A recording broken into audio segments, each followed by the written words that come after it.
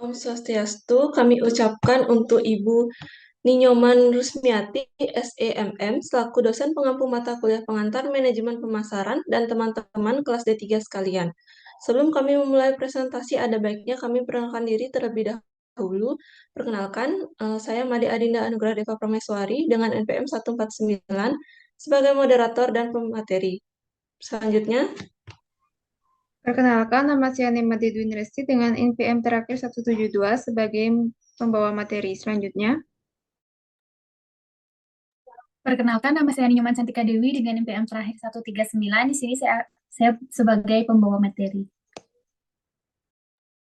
Perkenalkan, nama saya Niputua Cintia Dewi dengan 3 NPM terakhir 189 sebagai pembawa materi. Saya kembalikan ke moderator.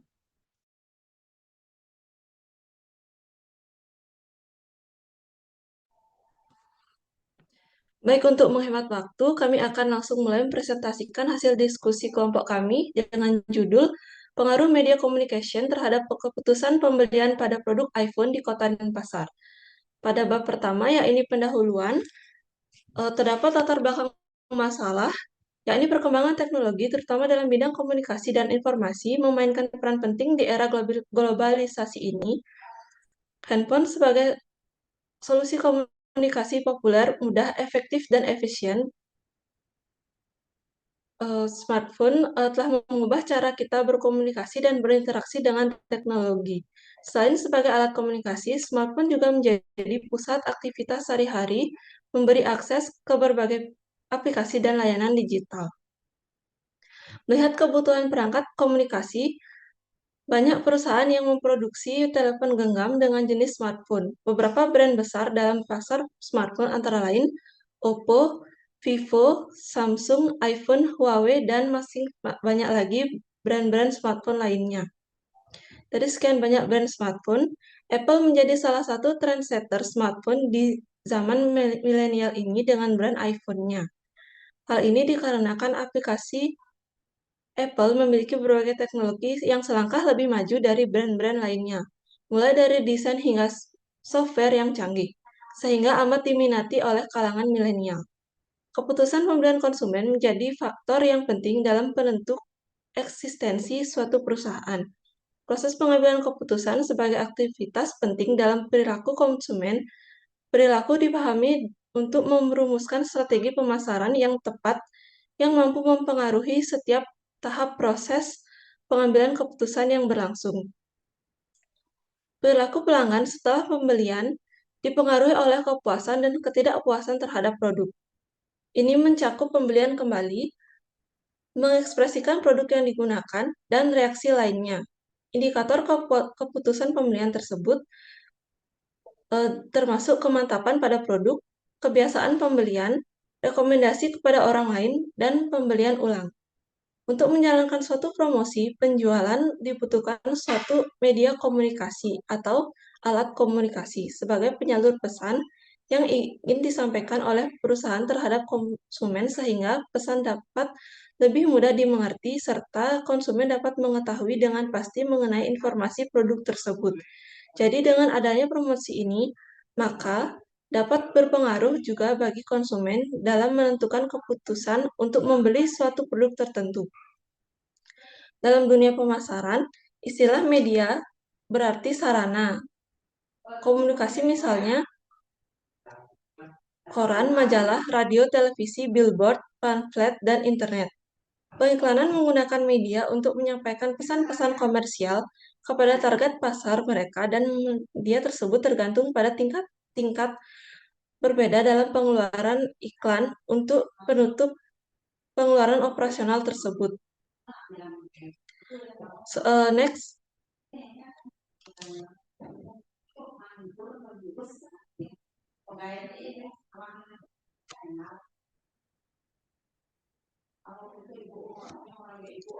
Kemudian berikutnya adalah rumusan masalah. Berdasarkan uraian yang dikemukakan pada latar permasalahan, maka penulis merumuskan permasalahan yang akan diteliti yaitu bagaimana pengaruh media komunikasi terhadap keputusan pembelian pada produk iPhone di kota dan pasar. Kemudian, tujuan dan kegunaan penelitian berdasarkan rumusan masalah tersebut, maka tujuan penelitian ini disusun untuk mengetahui pengaruh media komunikasi terhadap keputusan pilihan pada produk iPhone di Kota Denpasar. Selanjutnya ada next.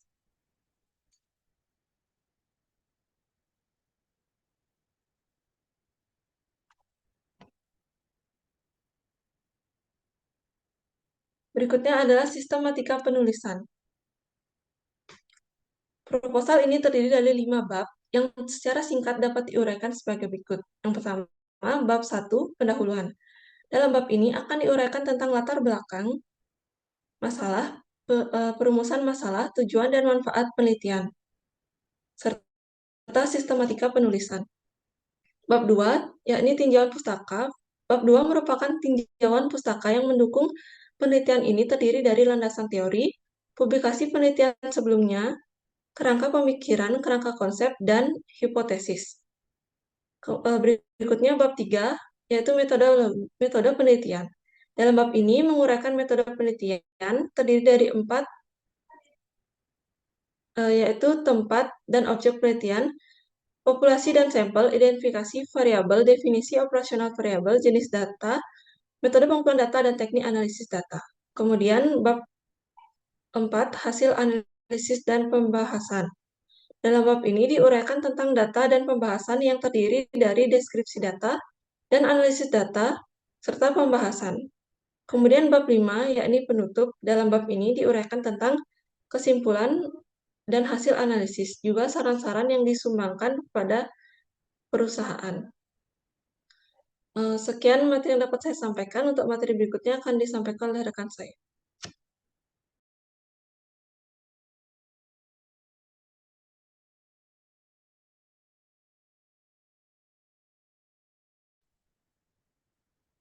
Baik, di sini saya akan bahas mengenai bab 2, yaitu tinjauan pustaka, yang dimana terdapat landasan teori.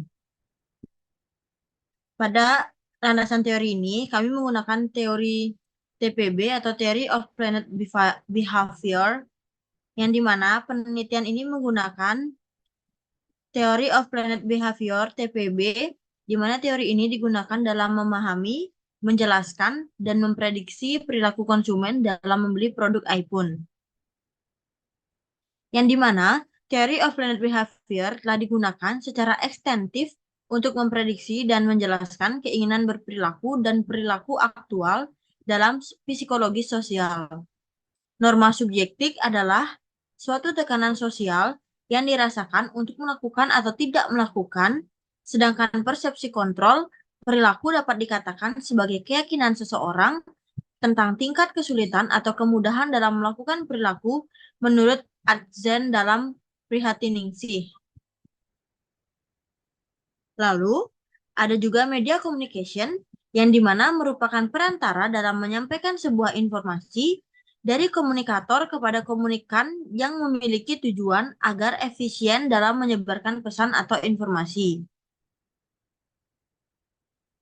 Yang dimana, menurut Sukirno, iklan merupakan suatu alat promosi yang dipandang sebagai alat yang paling efektif dalam memperkenalkan barang kepada masyarakat dan mengingatkan konsumen tentang wujud barang tersebut.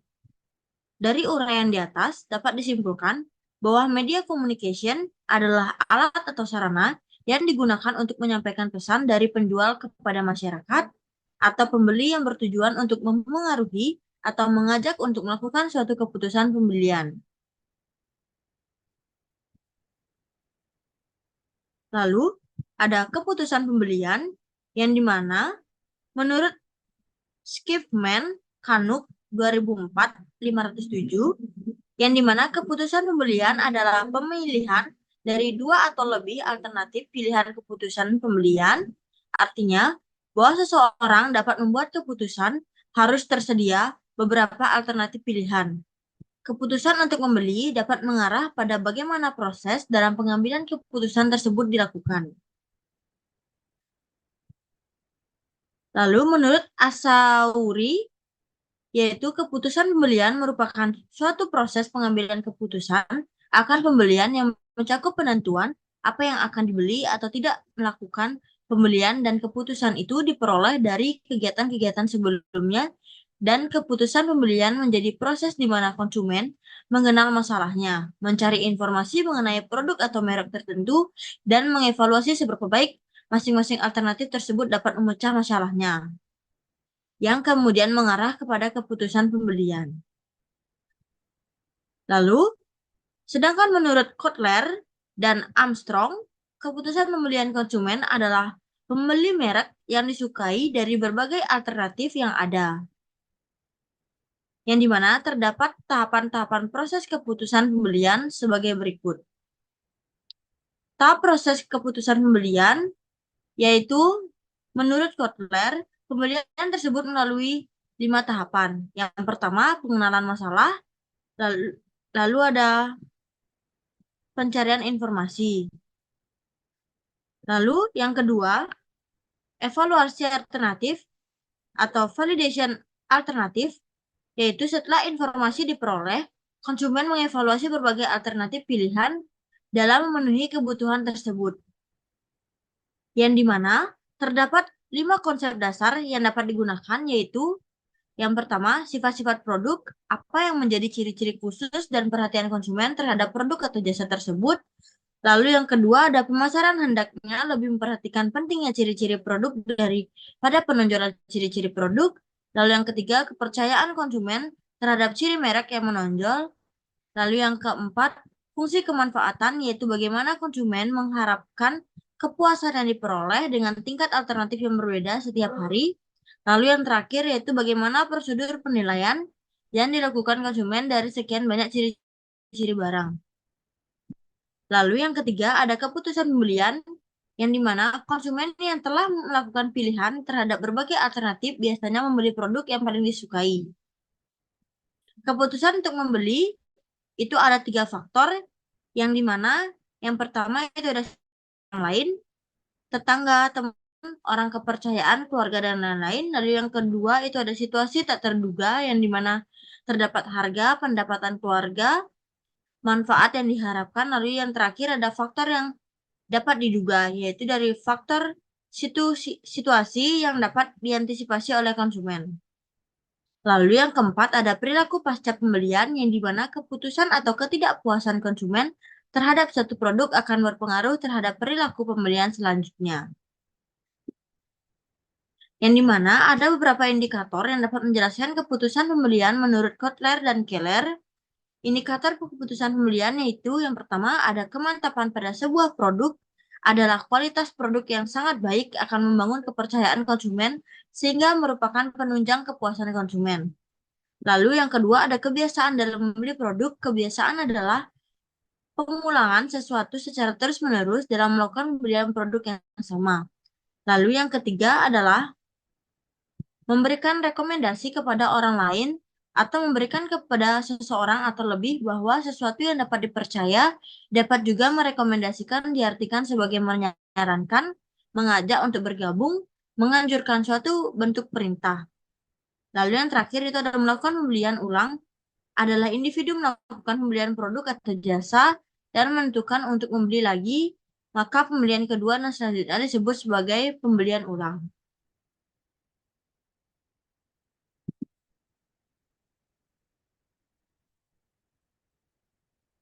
Nah, lalu di sini ada publikasi penelitian sebelumnya, yang dimana Widya Nurbakti Pertiwi 2023 meneliti tentang pengaruh Instagram sebagai media komunikasi pemasaran terhadap keputusan pembelian produk UMKM di Kota Serang, yang dimana memiliki tujuan penelitian ini untuk mengetahui faktor-faktor dari konsep AIDA, Attention, Interest, Desire, and Action pada Instagram UMKM Sate Bandeng terhadap keputusan pembelian konsumen. Lalu penelitian ini dilakukan terhadap 100 responden yang menjadi followers Instagram UMKM Sate Bandeng Ibu Amenah, Sate Bandeng Ibu Alia, Sate Bandeng Ratu Teoti, dan Sate Bandeng HJ Mariam di Kota Serang. Yang dimana metode penelitian menggunakan analisis deskripsi kuantitatif dengan bantuan SPSS 26.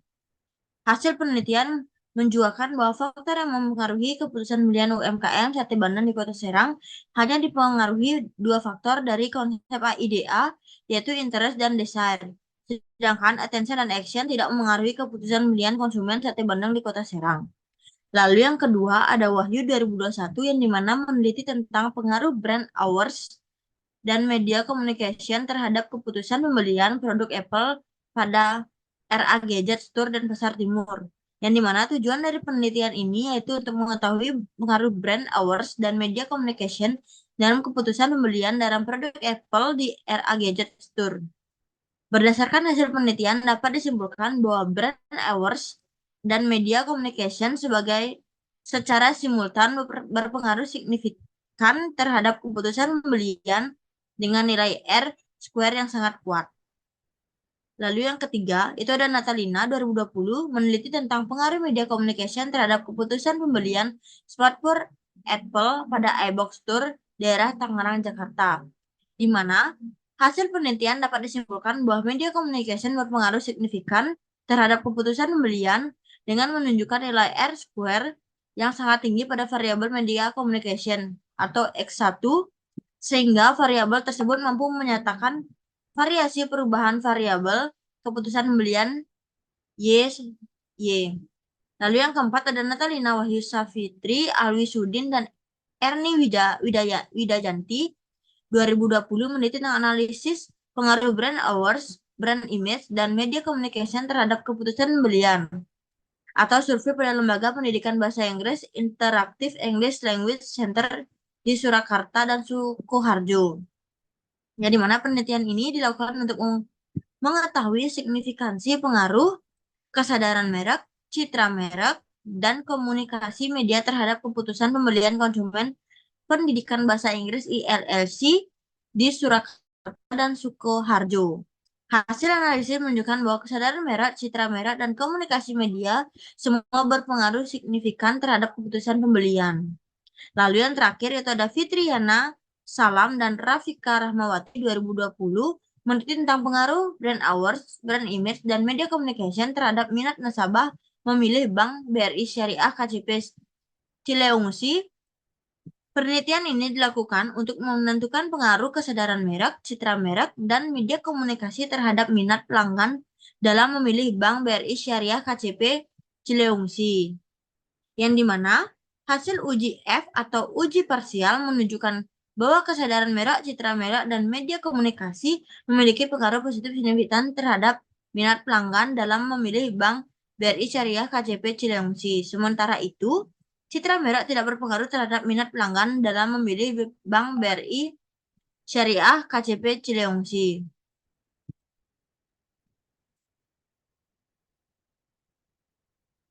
Lalu, di sini ada kerangka konsep penelitian, yang dimana kerangka konsep merupakan gambaran mengenai hubungan antar variabel yang diteliti yang menunjukkan hubungan yang positif dan signifikan antara variabel bebas dengan variabel terikat.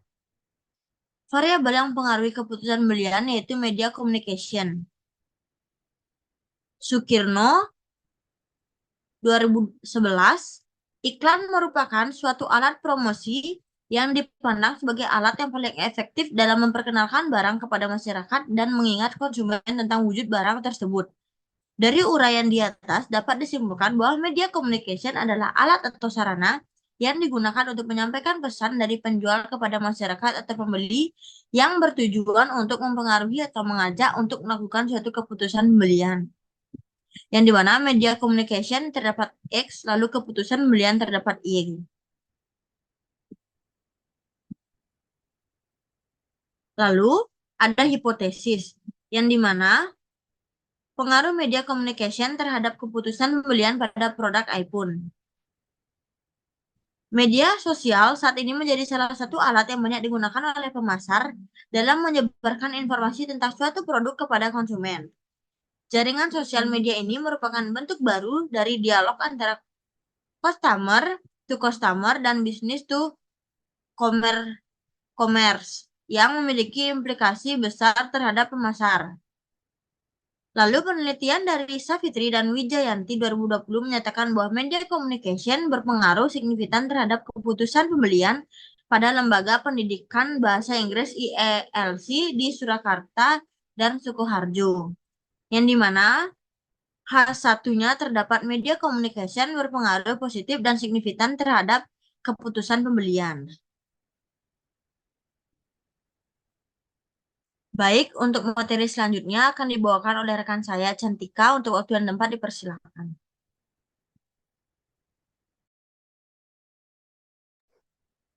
Baik, terima kasih atas waktu yang telah diberikan. Di sini saya akan membawakan materi dari bab 3, yaitu yang pertama, tempat dan objek penelitian. Nah, tempat penelitian ini dilakukan di wilayah Kota Denpasar karena Kota Denpasar merupakan ibu kota Provinsi Bali yang jumlah penduduknya lebih banyak dari kota lain. Dari selanjutnya itu objek penelitian. Objek dalam penelitian ini adalah perilaku konsumen, khususnya keputusan pembelian konsumen yang tumbuh akibat media communication mengenai produk smartphone merek iPhone. Selanjutnya,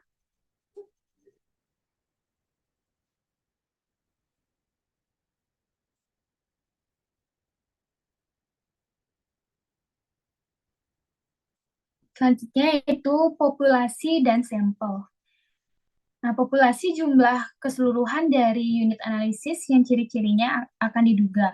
Populasi yang digunakan pada penelitian ini adalah masyarakat di Kota Denpasar yang belum pernah menggunakan smartphone merek iPhone dan memutuskan membeli smartphone merek iPhone dengan jumlah yang tidak diketahui secara pasti.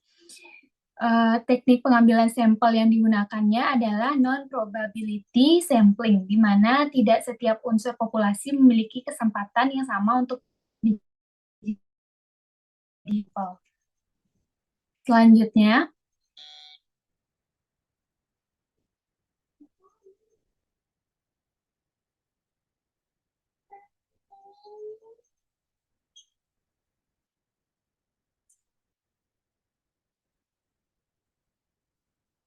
Selanjutnya, yaitu identifikasi variabel.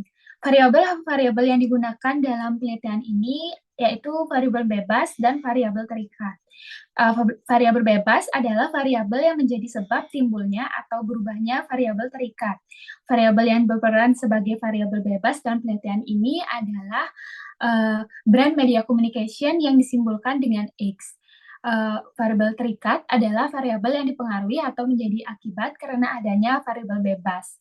Variabel terikat dalam plan ini adalah keputusan pembelian yang disimbolkan dengan Y. Selanjutnya,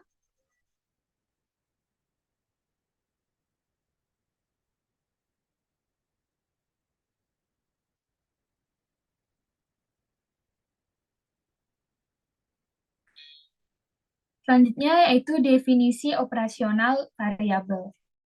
Mengacu pada variabel yang digunakan pada penelitian ini, yaitu media communication dan keputusan pembelian, maka harus diberikan definisi operasional yang bertujuan agar pembaca juga memiliki pemahaman yang sama. Adapun definisi operasional untuk masing-masing variabel, yaitu yang pertama, variabel bebas. Media communication adalah suatu bentuk komunikasi atau alat yang digunakan oleh suatu pihak untuk mengirimkan pesan atau informasi kepada calon konsumennya. Indikator untuk mengukur media communication yaitu yang pertama efektivitas, efisiensi, konkret, dan motivator.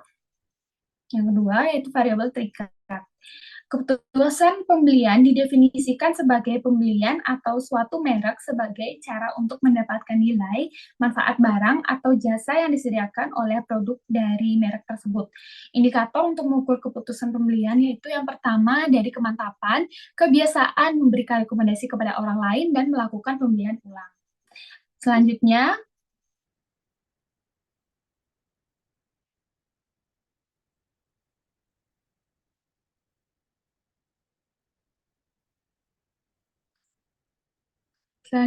yaitu metode pengumpulan data. Penelitian ini menggunakan metode survei sebagai metode pengumpulan data dengan menggunakan kuesioner. Kuesioner berisi seperangkat pertanyaan tertulis yang bersifat tertutup dan terbuka yang diserahkan secara langsung kepada responden untuk dijawab. Kuesioner terdiri dari pertanyaan terbuka yang berisikan data dari responden.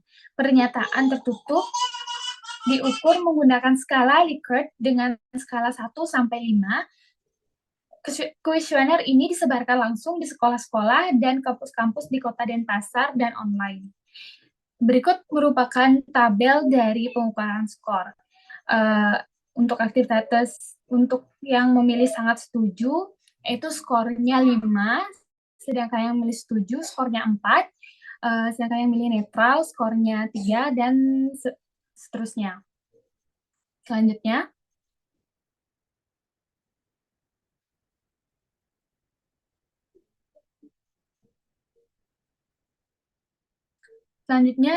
yaitu uji instrumen penelitian.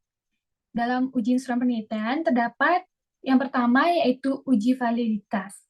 Uji validitas digunakan untuk menguji kuesioner sebagai ukuran yang digunakan untuk menunjukkan tingkat kevalidan dan keahlian keberhasilan suatu instrumen tersebut. Nah, apabila pertanyaan pada kuesioner dapat mengungkapkan sesuatu yang akan diukur oleh kuesioner, maka dikatakan efektif. Yang kedua yaitu uji reliabilitas. Uji reliabilitas adalah uji digunakan untuk kuesioner agar bisa dikatakan reliable atau handal jika jawaban responden terhadap pernyataan adalah konsisten atau stabil dari waktu ke waktu.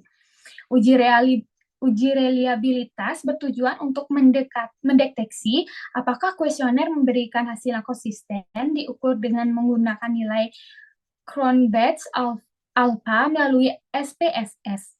Suatu item akan dikatakan handal jika memiliki nilai Cronbach's alpha lebih besar dari 0,70. Selanjutnya yaitu teknik analisis data. Dalam penelitian kuantitatif, analisis data merupakan kegiatan setelah data dari seluruh responden terkumpul.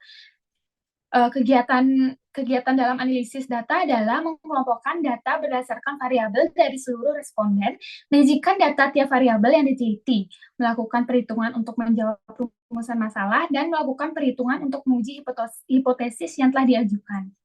Selanjutnya yaitu uji asumsi klasik. Dalam uji asumsi klasik, ada pun uji normalitas. Imam Ghazali tahun 2013 uji normalitas bertujuan untuk menguji apakah dalam model regresi variabel pengganggu atau residu memiliki distribusi normal. Uji normalitas digunakan untuk memastikan apakah variabel pengganggu dalam model regresi memiliki distribusi normal. Yang kedua yaitu uji multikolinearitas. Uji multikolinearitas digunakan untuk mengecek apakah terdapat korelasi antara variabel bebas dalam model regresi. Model regresi yang baik seharusnya tidak memiliki korelasi di antara variabel bebasnya. Jika variabel bebas saling berkorelasi, maka model tersebut tidak optimal. Selanjutnya yaitu uji hipotesis.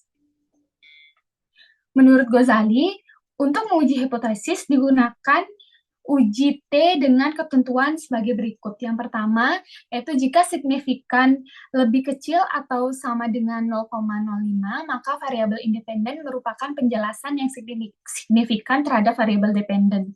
Nah, sedangkan jika signifikan lebih besar dari 0,05, maka variabel independen bukan merupakan penjelasan yang signifikan terhadap variabel dependen. Sekian pemaparan dari materi saya. Untuk materi selanjutnya akan dijelaskan oleh teman saya. Terima kasih. Baik, terima kasih atas waktu yang diberikan. Di sini akan menjelaskan bab 4 mengenai analisis data dan pembahasan yang terdiri dari yaitu deskripsi data, di mana untuk mengetahui persepsi responden tentang pengaruh media communication terhadap keputusan pembelian pada produk iPhone di Kota Denpasar, maka dilakukan penelitian dengan cara menyebar kuesioner yang secara umum berisi persepsi mengenai media communication terhadap keputusan pembelian pada produk iPhone di Kota Denpasar. Next.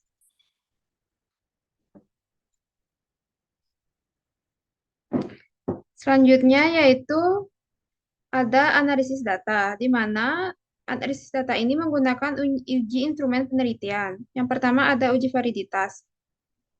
Uji validitas ini menggunakan sebanyak 30 sampel. Jika korelasi skor tiap item terhadap skor total item lebih besar dari 0,3, maka instrumen penelitian dinyatakan valid. Hasil uji validitas instrumen penelitian menunjukkan bahwa seluruh indikator pernyataan dalam variabel media communication dan keputusan pembelian memiliki skor total item yang lebih dari angka 0,30 sehingga seluruh indikator tersebut telah memenuhi syarat validitas data. Next. Selanjutnya yaitu ada uji reliabilitas, di mana jumlah sampel yang digunakan adalah sebanyak 30 sampel. Penelitian data akan menggunakan Cronbach's alpha. Apabila koefisien Cronbach's alpha dari hasil pengujian lebih besar dari 0,60, maka dapat dikatakan bahwa nilai variabel itu reliable. Hasil dari uji Cronbach's alpha pada tiap instrumen lebih besar dari 0,6 sehingga seluruh variabel layak digunakan untuk menjadi alat ukur pada instrumen kuesioner dalam penelitian ini. Di mana hasil variabel media komunikasi nilai Cronbach's alpha-nya 0,862 dan pada keputusan pembelian nilai Cronbach's alpha-nya 0,835. Next. Selanjutnya yaitu uji asumsi klasi. Pada uji asumsi klasi ini, penelitian menggunakan uji normalitas, di mana uji normalitas bertujuan untuk menguji apakah sebuah model regresi variabel terikat dengan variabel bebas mempunyai distribusi normal atau tidak. Penelitian ini menggunakan uji Kolmogorov-Smirnov untuk menguji normalitas data. Hasil yang didapatkan dengan menggunakan uji Kolmogorov-Smirnov yaitu memiliki tingkat signifikasi sebesar 0,073 lebih besar dari 0,05 sehingga dapat dikatakan bahwa model regresi memenuhi asumsi normalitas. Next. Selanjutnya yaitu ada uji multikolinearitas, di mana hasil uji multikolinearitas menunjukkan bahwa nilai tolerance dari variabel bebas atau independen lebih besar dari 0,10, yaitu sebesar 0,242 dan nilai VFIF-nya lebih kecil atau sama dengan 10, yaitu sebesar 4,136. Maka dapat disimpulkan bahwa tidak terjadi gejala multikolinearitas antara variabel bebas dalam model regresi. Selanjutnya yaitu ada uji hipotesis. Penelitian ini menggunakan uji T untuk menguji hipotesis. Pengujian tes dilakukan untuk mengetahui variabel bebas secara parsial atau individu mempunyai pengaruh yang positif dan signifikan terhadap variabel terikat. Hasil pengujian t-test pengaruh media communication terhadap keputusan pembeli pada produk iPhone di kota dan pasar. Hasil analisis uji T diperoleh nilai signifikan variabel media communication sebesar 0,000 lebih kecil dari alpha 0,05 yang berarti terdapat pengaruh media communication terhadap keputusan pembelian pada produk iPhone di kota dan pasar. Next. Selanjutnya yaitu ada pembahasan, di mana pengaruh media communication terhadap keputusan pembelian pada produk iPhone menunjukkan nilai koefisien beta sebesar 0,529 serta nilai signifikansi sebesar 0,000 yang kurang dari alpha atau taraf nyata sama dengan 0,05. Maka dapat disimpulkan bahwa media communication berpengaruh positif dan signifikan terhadap keputusan pembelian pada produk iPhone, sehingga hipotesis dapat diterima. Media communication adalah perantara dalam menyampaikan sebuah informasi dari komunikator kepada komunikan yang memiliki tujuan agar efisien dalam menyebarkan pesan atau informasi. Dengan adanya media communication, maka informasi dari perusahaan mengenai produknya dapat tersampaikan kepada konsumen yang pada akhirnya mempengaruhi keputusan pembeliannya sesuai dengan informasi yang diperoleh. Berdasarkan hasil penelitian terdahulu yang dilakukan oleh Savitri dan Wida Jayanti, tahun 2020 menyatakan bahwa media communication berpengaruh positif dan signifikan terhadap keputusan pembelian. Sekian materi yang dapat saya sampaikan. Selanjutnya saya kembalikan kepada moderator. Baik, berikutnya adalah penutup yakni bab 5. Di mana berdasarkan hasil analisis dan pembahasan mengenai pengaruh media komunikasi terhadap keputusan pembelian, maka dapat ditarik kesimpulan di mana media komunikasi berpengaruh positif dan signifikan terhadap keputusan pembelian pada produk iPhone. Hal ini menunjukkan bahwa semakin baik media komunikasi di produk iPhone, maka akan meningkatkan kepuasan pembelian pada produk iPhone di kota dan pasar. Adapun saran yang dapat kami berikan, ya ini berdasarkan uraian kesimpulan tersebut di atas, maka saran yang sekiranya dapat dipertimbangkan oleh produk iPhone berkaitan dengan pengaruh media komunikasi terhadap keputusan pembelian berdasarkan hasil uji pada variabel media komunikasi di mana secara keseluruhan responden mempunyai persepsi yang paling rendah terhadap pernyataan kedua. Sekian presentasi dari kelompok kami. Apabila ada kesalahan kata maupun sikap kami, mohon maaf. Dan atas perhatiannya kami ucapkan terima kasih. Om Santi Santi Santi Om.